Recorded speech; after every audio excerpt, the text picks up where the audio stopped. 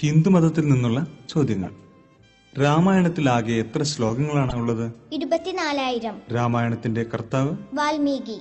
ആദികവി എന്നറിയപ്പെടുന്നത്? വാൽമീകി. മഹാഭാരതത്തിന്റെ കർത്താവ്? വേദവ്യാസൻ. മഹാഭാരതത്തിൽ എത്ര പർവ്വങ്ങളുണ്ട്? 18.